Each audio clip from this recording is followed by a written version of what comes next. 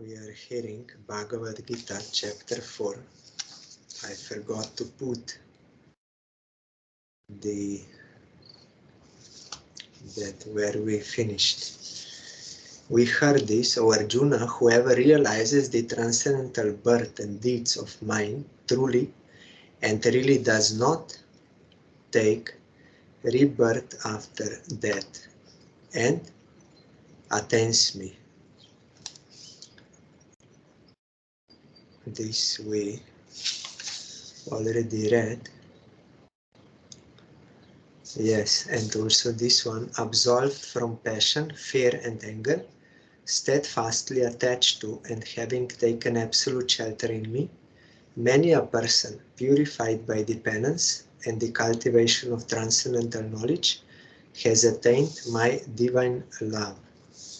Yes, and then there was about Buddhism and Nirvana and that Mayavad. This, and also we heard this verse. I reciprocate the worship of those persons exactly in the same way in which they offer submission to me. O Partha, people follow my path in all possible ways. This also we heard how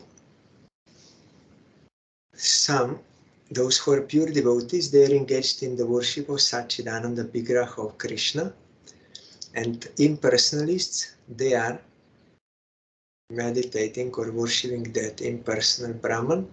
Buddhists, they worship Prakriti, and other enjoyers, they are in contact with Krishna through by getting these sense objects. That is also Krishna, that is his energy. So everyone is following his path. All men follow me and my path as one without a second, either spiritually, that is to say enlightened by spiritual knowledge, or materially, that is to say wrongly identifying themselves with matter. This we read today, verse 12. Kankshantah karmanam siddhim yajanta iha devataha kipram hi manushe loke siddhir bhavati karmaja. Those who seek success in their actions worship the gods here in this world, for success in fruitive actions is achieved immediately. Explanation. Those who seek immediate success in their actions worship the gods in this world, means demigods. For immediate success is achieved by fruitive action in this world. The worldly-minded men worship the gods, seeking immediate results of their actions, forsaking the path of devotion. In reply to the query of Arjuna, in 4th verse, the Blessed Lord explained all about his own self and his relationship with the jivas, and began to instruct him about the principle of action as traced before. The Blessed Lord said, O Arjuna, I have already told you that to understand the principle of action is to get rid of its bondage. I have also told you to shun vikarma, that is sinful act, and akarma, dereliction or non-performance of duty. Duty must be done as ordained by the scriptures, and that duty is of 3 kinds: daily, occasional, and fruitive. Kamya karma is better than akarma and vikarma.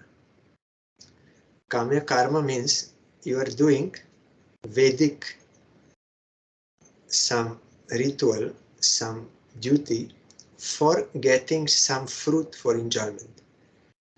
Still, that is better than akarma, not doing any Vedic instruction, and vikarma, sinful activities. So, kamya karma. For the attainment of their desired ends, men of the world worship sundry gods and enjoy the fruits of their actions very quickly. For the physical and mental amelioration of the ephemeral world, the fruit-giving gods, when satisfied with the actions done by the fruit seekers, easily grant them their desired objects. This Maharaj is using same word, same English as our Gurudev. I did not before know this word, amelioration. I first saw it when Gurudev wrote me one email in 2002. I had to see what is the meaning of amelioration and many other words also, because that Indian English and also maybe from Prabhupada it is coming. So for the physical and mental amelioration means improvement of the ephemeral world, the fruit-giving gods, when satisfied with the actions done by the fruit seekers, easily grant them their desired objects. You can worship the demigod and you will get that fruit like this, and quickly you will get. And that is better than not to do anything according to Vedas or do sinful activities. Even such action is much better.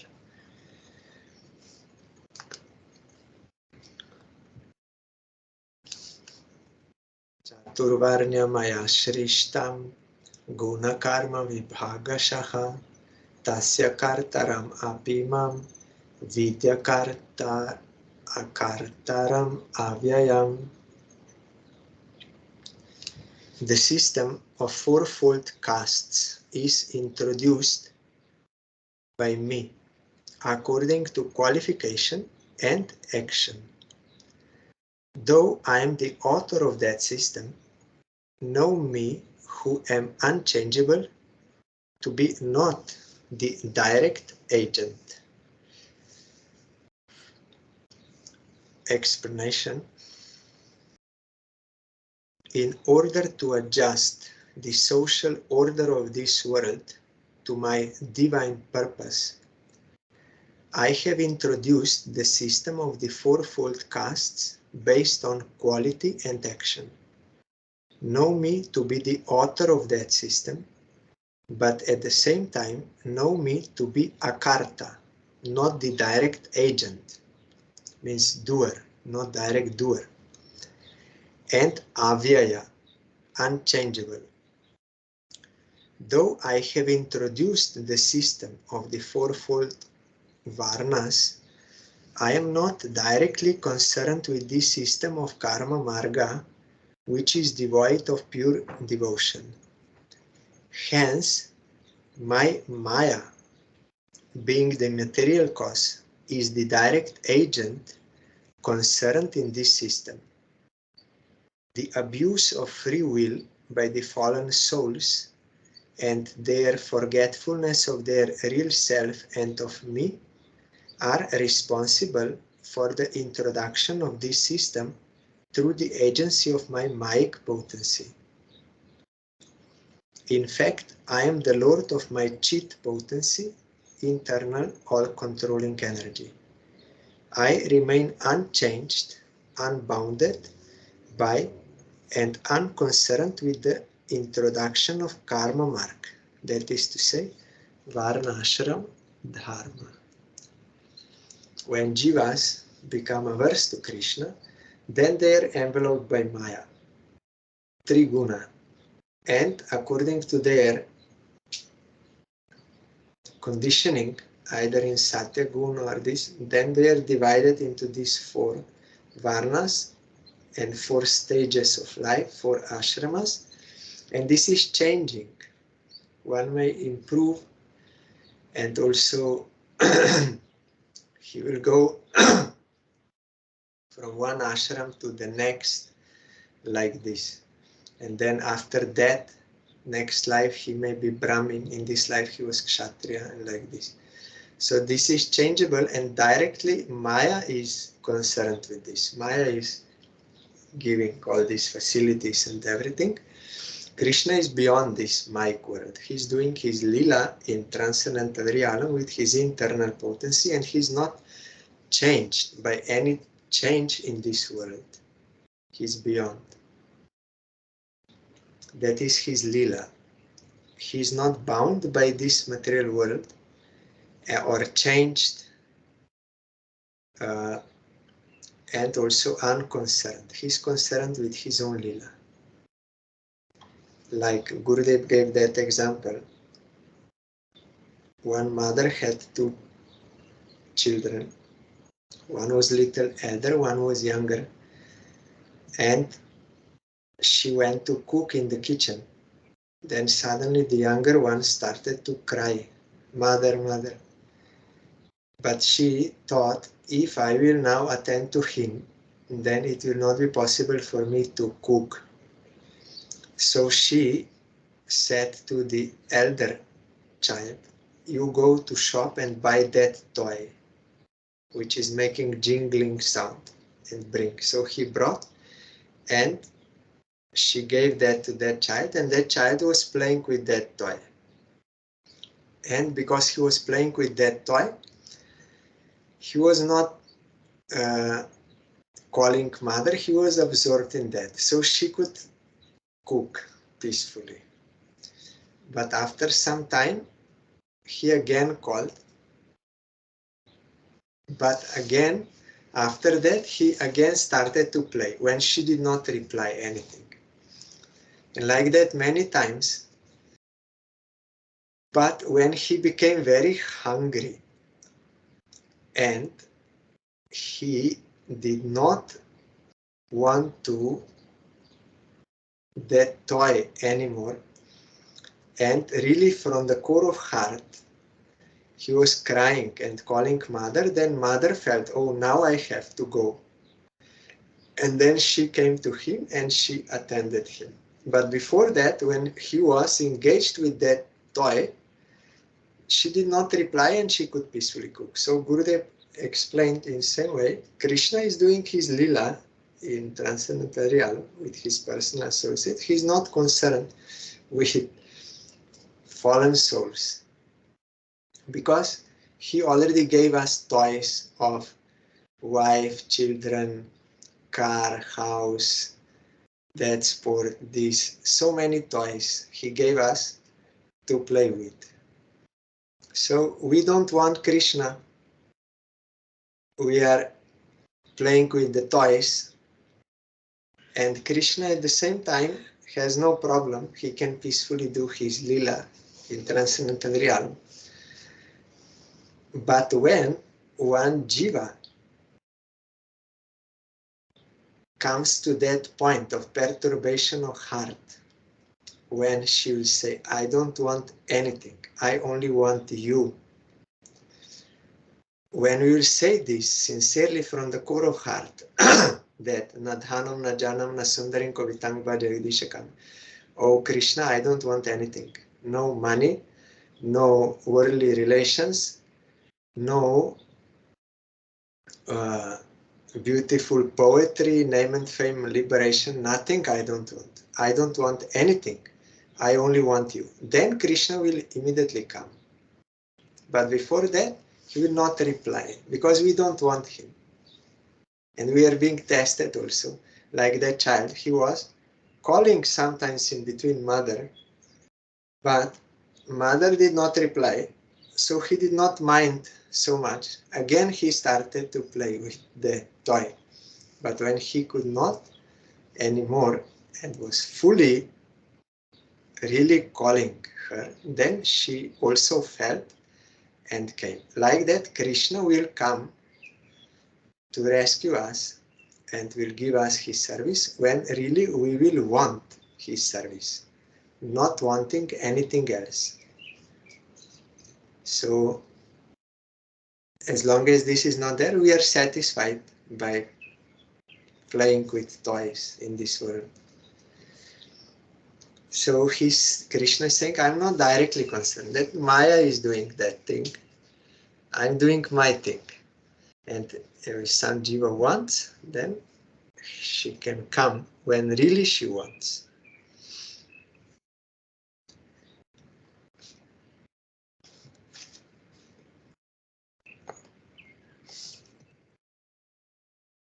Namam karmani limpanti, name karma phole spriha, iti mam jo bhijanati, karma bhirna sabhadyate.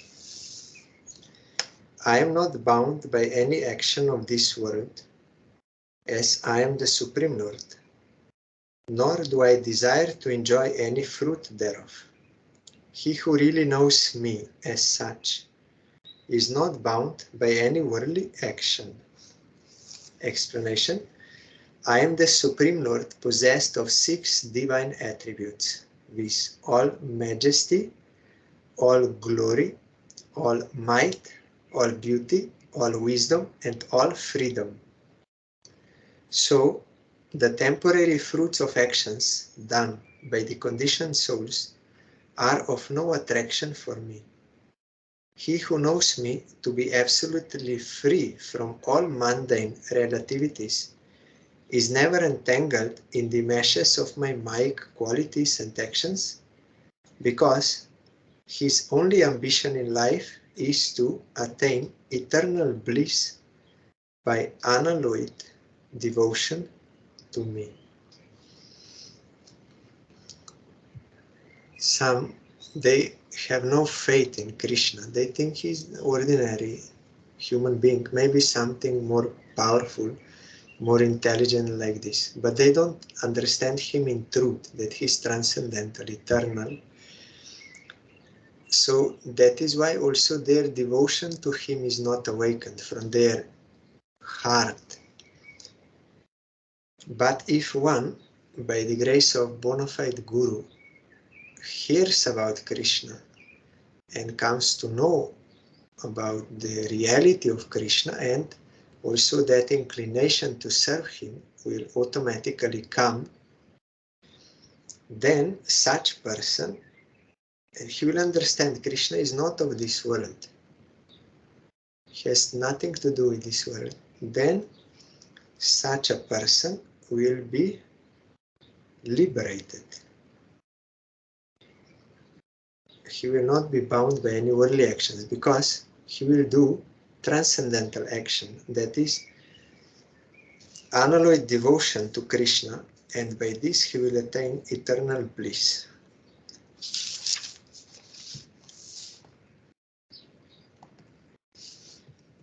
Evam gyatva kritam karma purvair api mumukshubhihi kuru karmaiva tasmatvam purvaih purvataram kritam.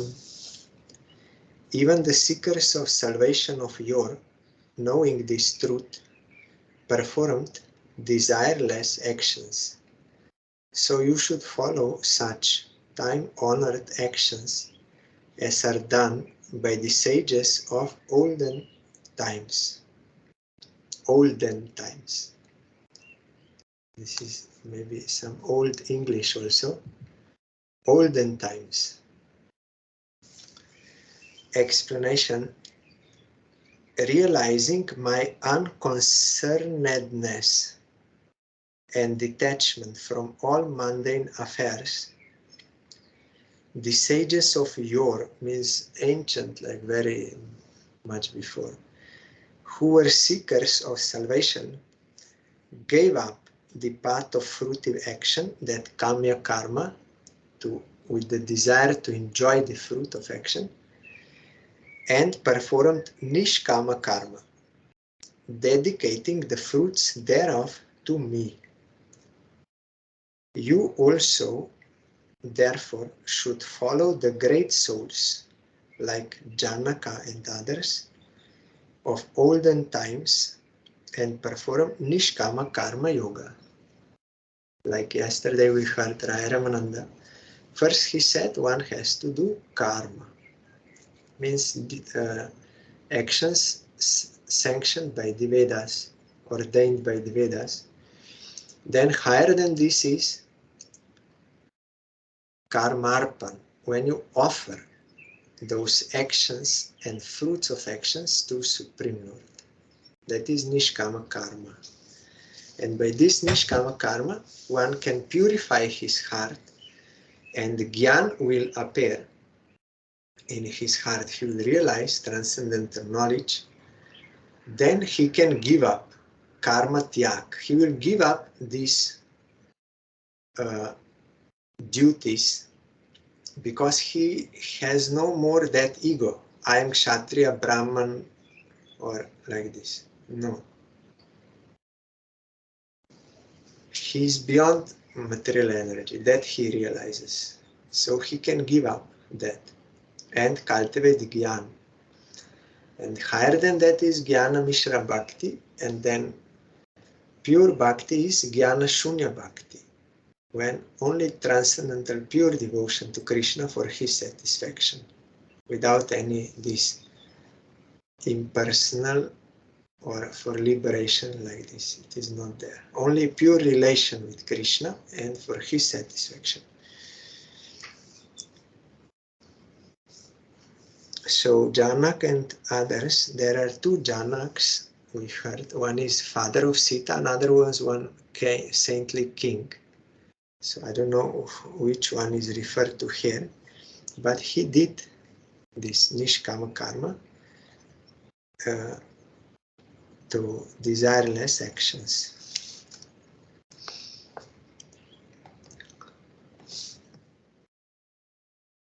Karma kim akarmeti kavayo pyatra mohitaha tatte karma pravakshami yajgyatva moksha se shubhat.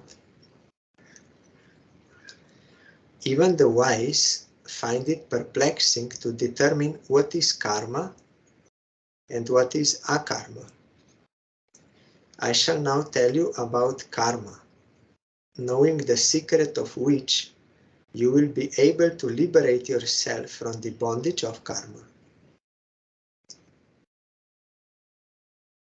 Karmano hyapi bodhavyam cha vikarmanaha akarmanascha bodhavyam gahana karmano gatihi.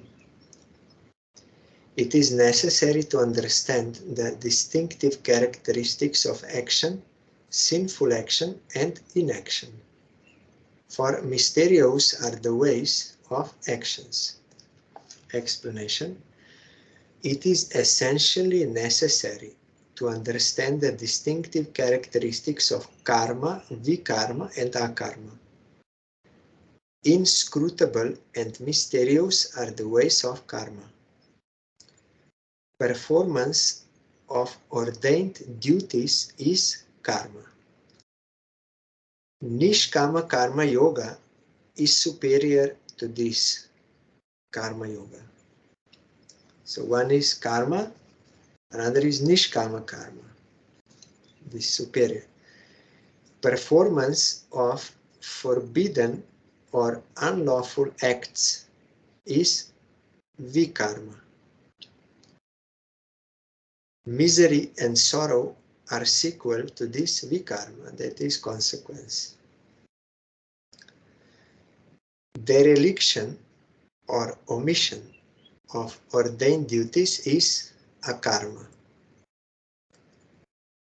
A seeker after truth, T capital, truth, must be well aware of the evil consequences that befall the karmins and the karma sannyasis who refrain from work and are naturally prone to akarma and vikarma.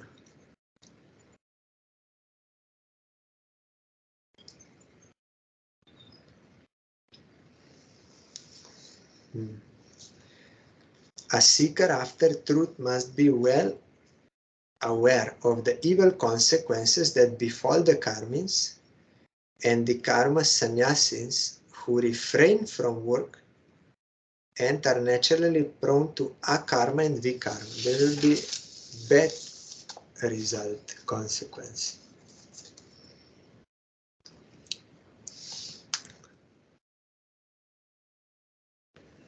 Karmanya karmaya pashyet akarmani cha karmayaha sabuddhiman manusheshu sayukta kritsna karma krit. He is truly wise among mankind, equitable, and therefore a seer of perfect harmony in all actions, who realizes a karma in karma and karma in akarma. Now it will be explained. He who follows the path of Nishkama Karma Yoga, consecrating the fruits thereof to me, the Supreme Lord Shri Krishna, is on the way to gradual realization of his true self and is not whirled by the wheel of karma. He is purified by the gradual awakening of his pure intelligence in the fire of Nishkama Karma Yoga. He therefore cannot be called a karmin or a fruit seeker. He sees karma in akarma and akarma in karma.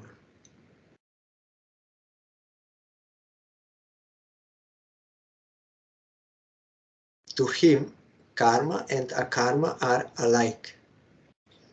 While a karma sannyasin, that is to say a refrainer from action, due to his impure heart is bound to suffer evil consequences for his akarma and vikarma.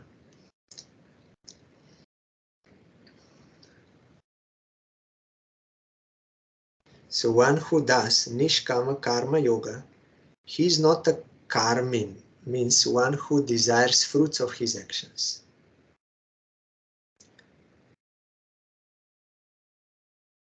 He sees karma in akarma and akarma in karma.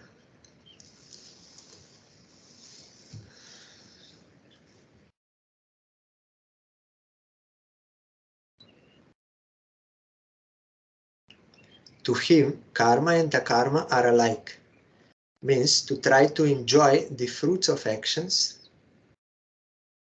or to renounce actions when one is impure in heart. Both are not beneficial, both are not Nishkama Karma Yoga. One who does Nishkama Karma Yoga, he will gradually purify his heart and get transcendental knowledge. But one who is fruit seeker, or one who renounces the actions, karma sannyasis, but he is not pure in heart, both are sinful. Means it will not help one. We heard before that if someone tries to give up actions but his heart is not pure, then nature will impel him to do that anyway. But if one got already Gyan, he is well established in Gyan, he already cut his false ego, already he is in transcendental position. For him, he can renounce these karmas.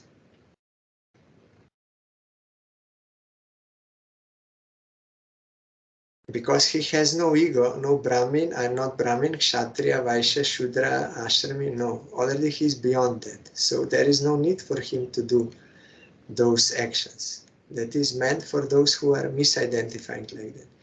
But that is for Jnani. But if he is not Jnani, but just renounces, then that will not be good for him. And also devotees, they are also not doing Varna Ashram Dharma. They are doing direct service of Krishna through Shravan Kirtan. But because they are not liberated souls, they are living in this world, so they also have to maintain themselves according to their status So they may do those actions which are suitable to their nature to maintain their life so that they can do Shravan Kirtan. So in their following of Varna Ashram Dharma is not the same as those. They are only following for the sake of devotion.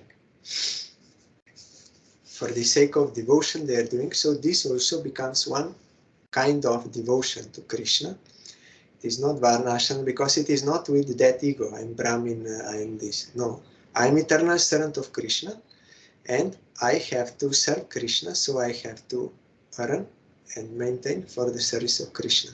But among the devotees, there are also different grades of advancement and also their way of maintaining themselves.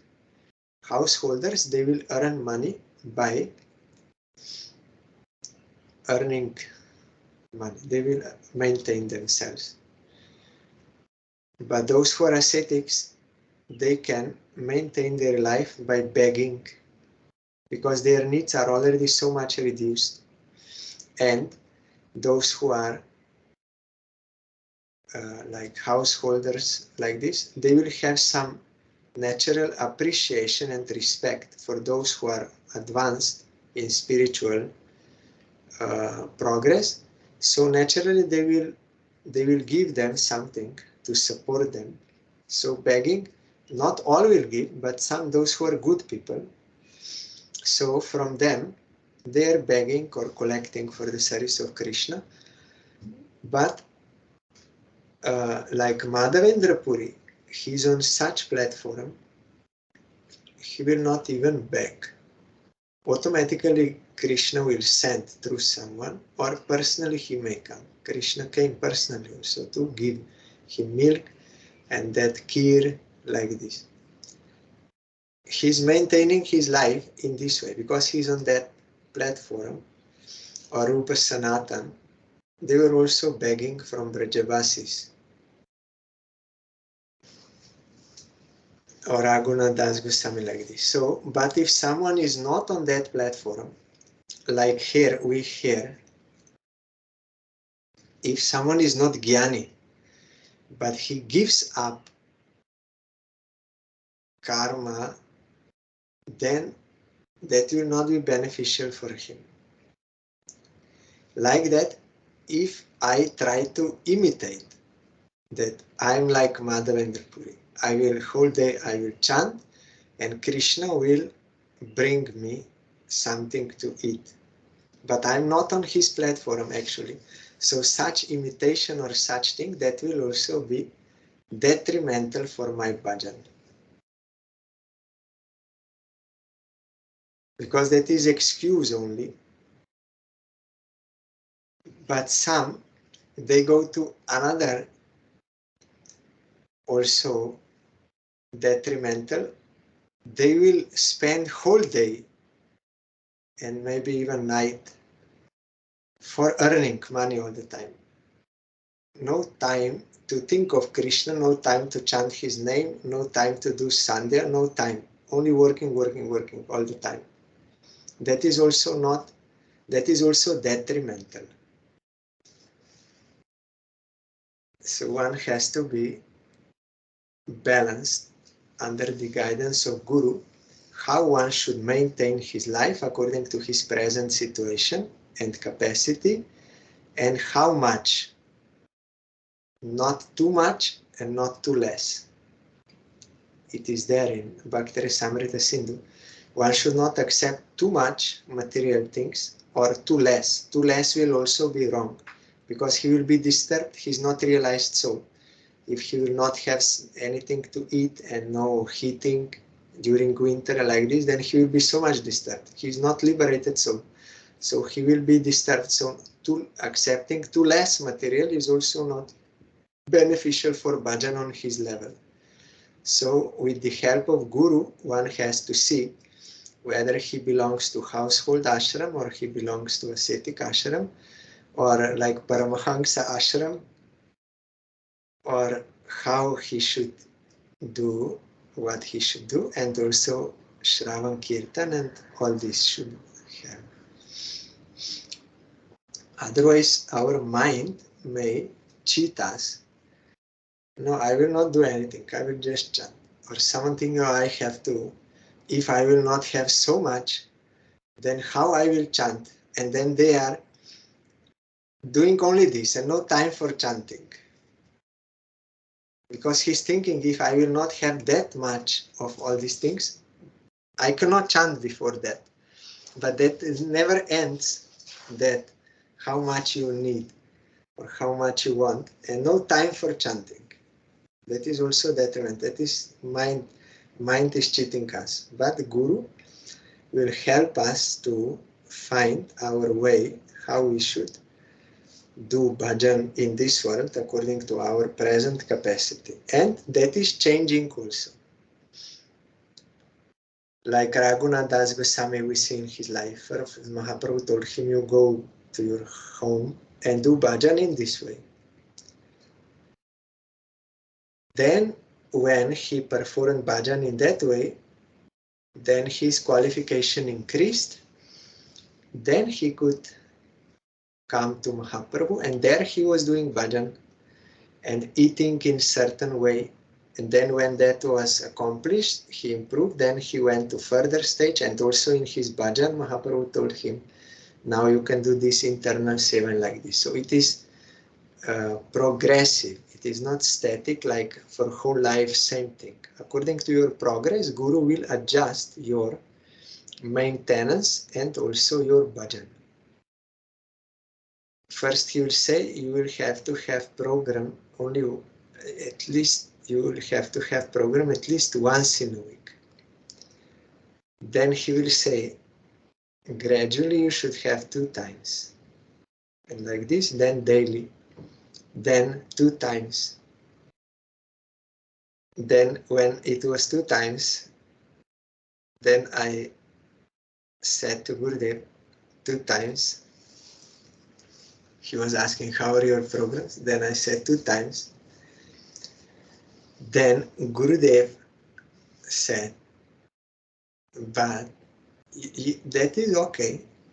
You may have function 2 times in a day, but you should always think of Krishna. Like you see here during Kartik, whole day we have to think about Krishna, not only 2 times in the morning and evening Harikatha.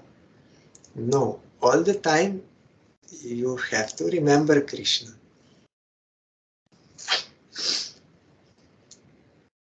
And then Gurudev said, because forgetting Krishna is a mistake. We are of Krishna, we belong to him. And everyone else belongs to him. They are not mine. No one is ours. My wife, my children, my husband, my house, nothing is actually really mine. Everything belongs to Krishna, and I also belong to Krishna. I am of Krishna. So always I have to think of him, and whenever I will see something or someone that belongs to Krishna, so automatically I can see in relation to Krishna and remember him. So this stage we have to achieve. Constant Krishna consciousness. Not only once in a week or 2 times or 3 times or every day or 2 times in a day, like no, constant.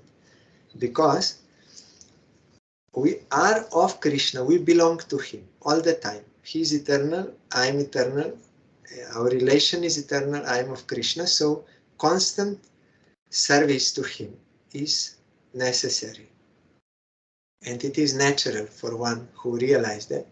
So we say, I am of Krishna, so I should serve Krishna all the time. So that is ultimate stage, constant service of Krishna.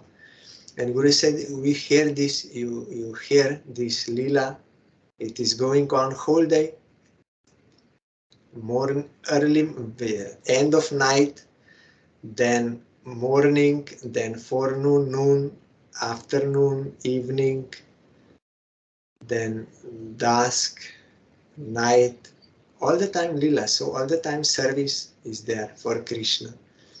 One will say, but when Krishna goes to forest, then Nanda Maharaj and Jashoda, they are not doing service. So that is not true. They are always thinking of Krishna only, and whatever they are doing, everything is for Krishna only. Everyone is 24 hours only thinking of Krishna and doing everything what they are doing is only for the service of Krishna. That is Guru Vrindavan. So such platform we have to attain gradually by giving up all other anarthas, other interests, all this gradually. So it is a gradual process. First they will say you have to chant fixed number of Harinam daily. How much you can do? And one week program. So that is enough for beginning. But gradually that will change. You will be more and more engaged in Krishna and less engaged in other things and other interests. And once you are fully purified, then there is no fixed number daily. This much. Constantly you are chanting. Constantly chanting. Constantly serving Krishna, constantly chanting. Goswamis also did this counting fixed number for us because they are acharyas. So to be as an example that we have to do it in a regulated manner because we have no natural desire to serve Krishna now. So we have to do it in a regular way daily. So for that reason they were doing. But otherwise they were constantly chanting and remembering Krishna and serving him. Not only 1 lakh or 2 lakh, constantly. And that is naturally, that is healthy life. Diseased life means not to serve Krishna, doing something else.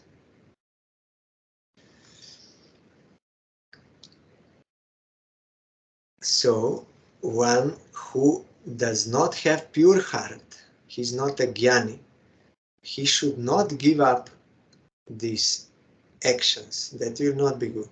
Or, if one is not on the stage of Madhavendra Puri, he should not imitate Madhavendra Puri or imitate Goswamis. That is not possible for him. They are on transcendental platform. They are seeing Vrindavan on transcendental, with transcendental eyes. They have no attachment. They are seeing transcendental Vrindavan. But if I go to Vrindavan, then I will see this bathroom is not good. And this prasad is not good. And it's very hot. These things I will see. But they are not seeing these things. Or I will think it's very cold during winter. There is no heating. And no good water and mosquitoes, these things. So I'm not on that platform, so I cannot imitate like them. I cannot do like them. I cannot imitate them.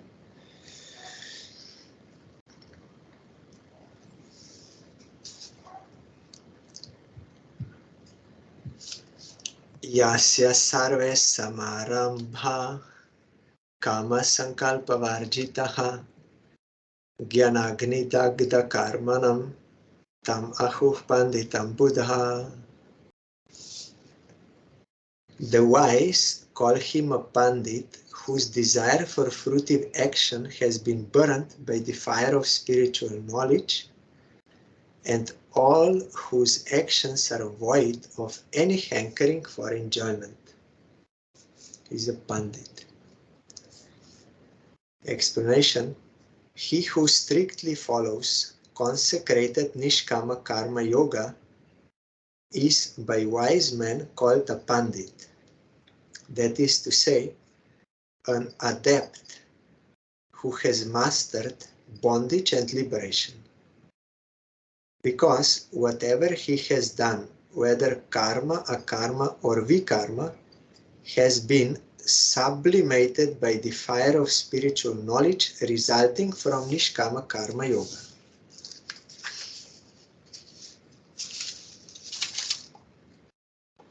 So karma means fruitive karma, akarma means not doing duties, and vikarma means sinful activities. So all these were sublimated by the fire of spiritual knowledge resulting from Nishkama Karma Yoga. He was doing Nishkama Karma Yoga, and from that transcendental spiritual knowledge revealed in his heart, and he has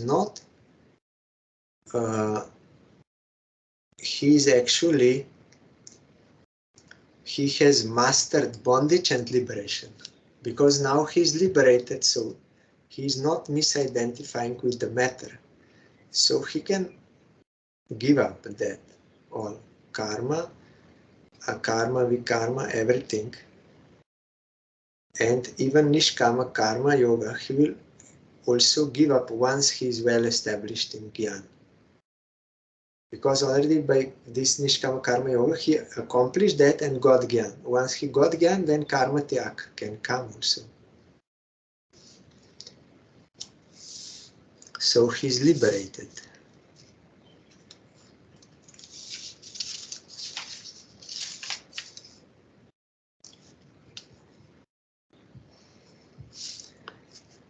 Tyaktva karma phala sangam nityatripto nirashrayaha karmanyabhi pravritopi naiva kinchit karoti saha. He who, forsaking the fruits of his actions, is always contented and hence free from worldly cares and anxieties, does not do anything at all, although he is actually engaged in performing actions. Explanation: he who is always self-contented, means pleased, happy, who is satisfied, who has taken absolute shelter in me, and is indifferent to yoga, search after unattained objects aimed at by the elevationists, those who want material things, and salvationists, those who want to liberation, and kshema, that is to say, care and anxiety for preserving such objects when obtained. By abandoning all fruits of his actions, is not bound by his karma, although he may be actually engaged in it. Again, I will read. He who is always self-contented, who has taken absolute shelter in me, and is indifferent to yoga and kshema, that which one wants to attain, and kshema means what one wants to preserve. So he is anxious about preserving. He is indifferent to these two.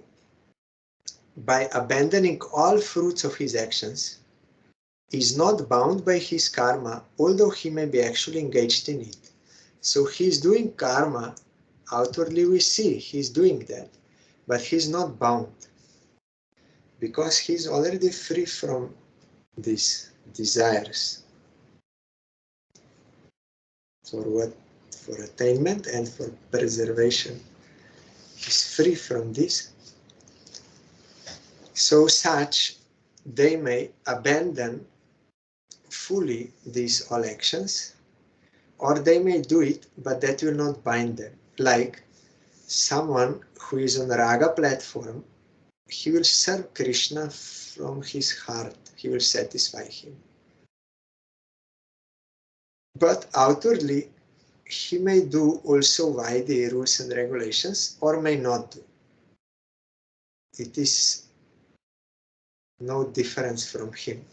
The only difference is if Krishna orders him to be acharya, then he has to do that as a service to Krishna, to be example for others.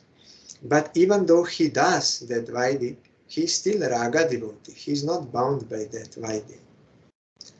Like that, here, one who already purified his heart and is now self-satisfied. Even though he may do that karma, but he's not bound by that.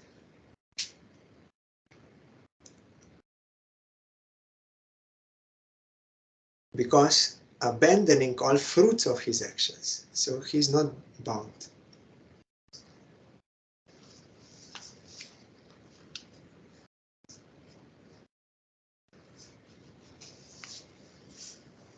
There is time.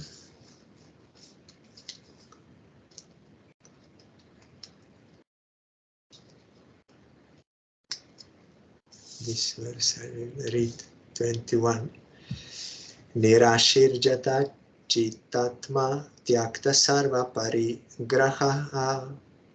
parigraha shariram kevalam karma kurvan napnoti kilbisham. He who performs actions for the maintenance of his livelihood, keeping his body, mind and senses under the control of his pure intelligence, without seeking the fruits of his actions and hoping for nothing in this world, is free from all virtue and vice accruing from karma.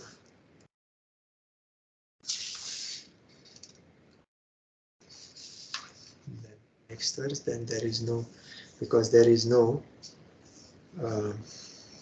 or better I should try to explain tomorrow this. 21, because it is important. He is engaging his body, mind, senses, everything under the control of his pure intelligence, means for the service of Krishna. He is free from all virtue and vice accruing from karma, because that is not karma, that is bhakti. Tomorrow we will hear.